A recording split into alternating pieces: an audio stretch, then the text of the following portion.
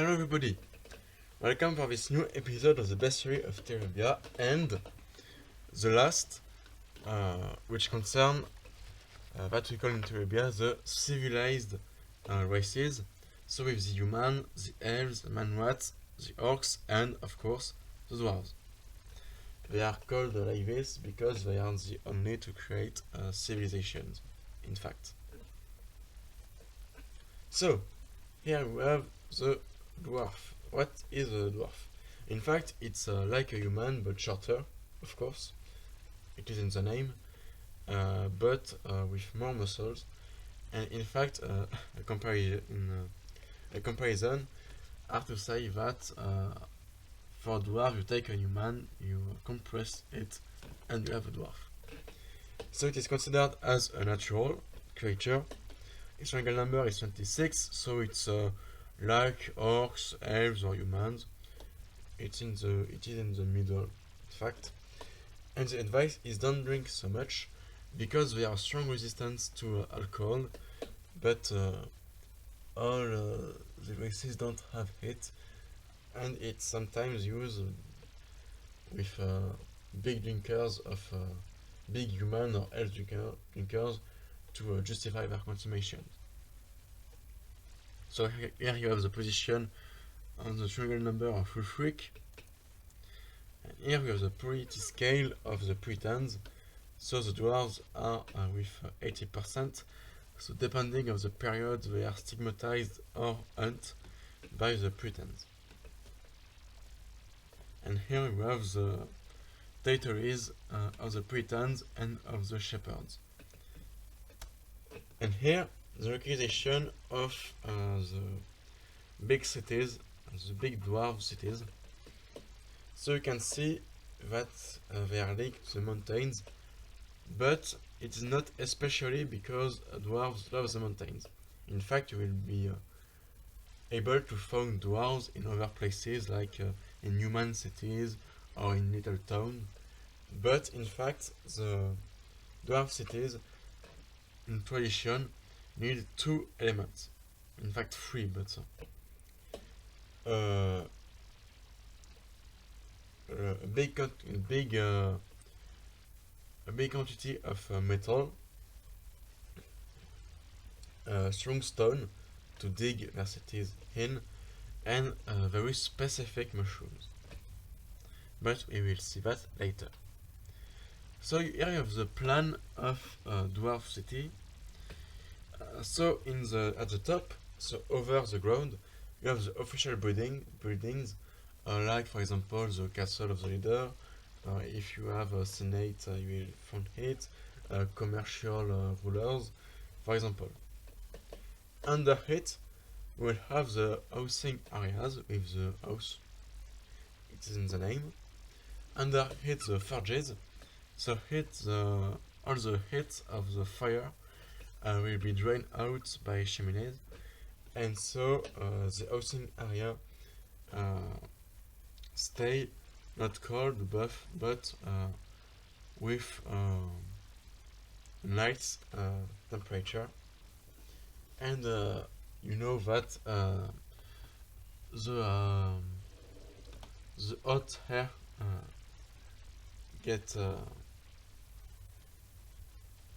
on the superior level, and so all the level under it, so the warehouse, the mushroom farm and the wine cellar will stay cold. Moreover, the forges are very important because the dwarves are known for the quality of their metal, of their tool, armor and weapon, because they are in fact they can feel if the metal is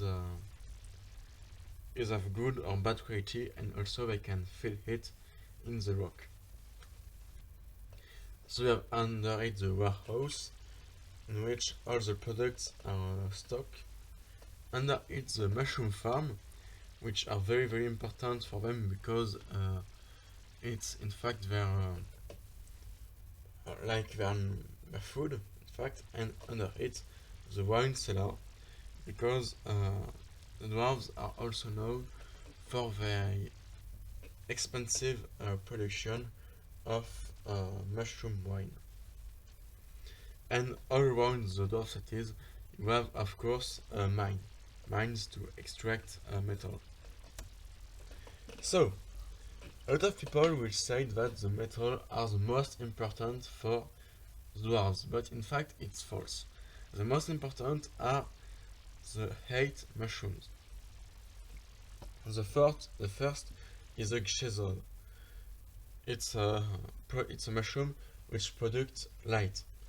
So as you can imagine, it's pretty useful if you are under the ground. The second is the kama. In fact, the flesh of the kama is like meat, and so I can't raise chicken or cow uh, on their cavern. So the kama is a good substitute. The hulat, him will be used because it's a good substitution for vegetables. Of course, they also have consumption of standard vegetables, but that for a short time is a good substitution.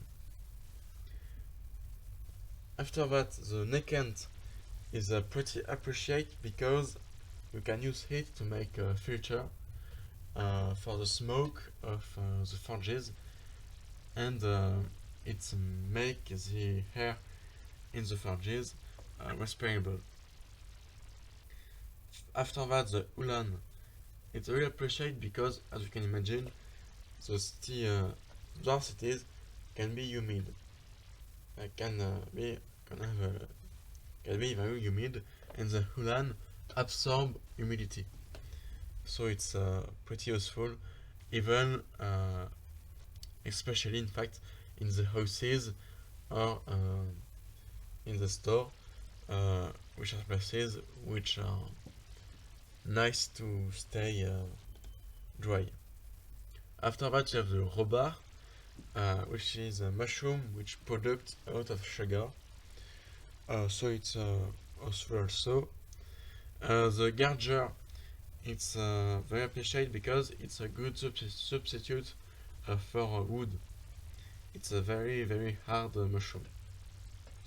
And finally, the ujort is also very appreciated for its medicinal virtue.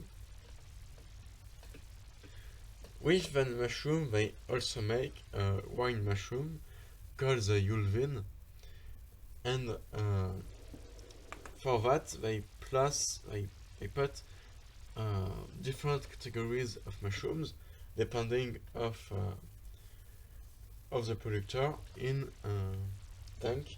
In fact, dig in rock, and so because each cities have a different rock, each Yulvin will be different. With that, you can put all the mushrooms in different proportion in it. You close the tank. And because of the maceration, it will make a Yulvin. So it's an alcohol with between 3 and 5% of alcohol. The taste is imagine a taste of mushrooms,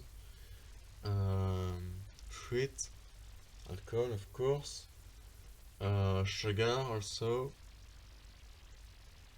and it's very very appreciated. In fact, in Terebia, it's the third most. In fact, in the third most appreciated alcohol after wine and beer. They are also known for their weapon or tools. So here you have the hasop. So it's 2 mushrooms linked to a mass, and in fact it's not pretty useful in a fight, but it's a curiosity which shows the skill of the worker. And all around Terebia a lot of collection of collectors like curiosity like this. But they are also known for their very complex mechanism. For example, you have it's a legend. In fact, it's supposed to be in the city of Gasber, but we don't know uh, where could be that city. It's a lost city, and the mechanism it's supposed to be called the day of the cavern. So you have the light mushrooms on the roof, and it is supposed to turn. The mechanism is supposed to turn uh, pieces of iron in rotation to create a day cycle. In fact, a day and light cycle. But we don't find it, and even if the dwarves are able to make very complex mechanism, like for example in crossbow or in clock, we don't know if it will be sufficient for a mechanism like this. Finally, for all the products of the dwarves, you have that symbol. You have 6 information on it. The first, so in the one, is the name of the city. The second is the name of the syndicate who controls the quality of the product. The third is the name of the person in the syndicate who validates the products. The fourth is the date of fabrication of the product. The 5 is in fact the type of product if it's a urine, weapon, or object, for example. And the 6 it's add at the end and is a certificate of quality of the product. And if you don't have all that information on a product, you can't export it. Now, what is the relation with the scarecrow with the dwarves? The Puritans, as I said, stigmatized or hunt them, so it's not very good. For the shepherds, it's different because they don't stigmatize them. For example, they consider all the intelligent races as equal to humans. And